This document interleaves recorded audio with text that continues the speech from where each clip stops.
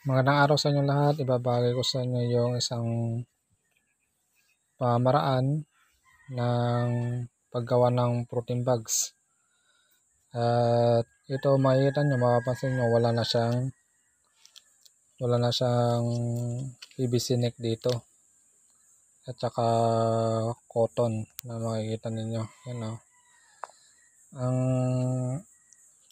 kagandahan dito ay nakakatipid na kayo doon sa PVC neck at saka cotton waste o kaya sa papel. Pwede naman siya yung ganito.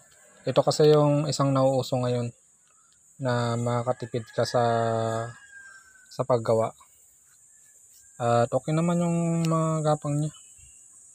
Yan o. Ganda naman yung gapang niya. So, itong mga ganito, 3 ikot lang to. Makikita nyo, mapapansin nyo. Pag naglagay kayo ng rubber band, 3 lang. Yan o, 1. Tapos 2, 3. Tapos, lagay nyo ganyan. Para hindi siya masyadong mahigpit. Katamtaman lang siya para makahinga. Yan, makahinga siya.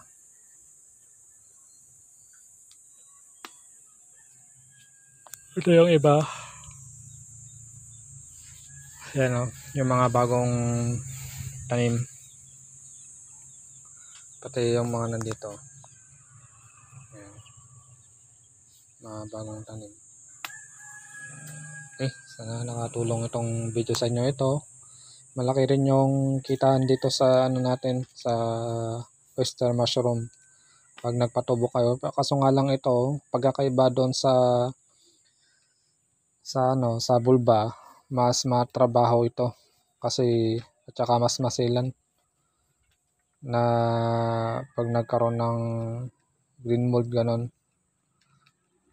So medyo masilan din kaya tiyaga ako pero yung kitahan maganda rin itong oyster.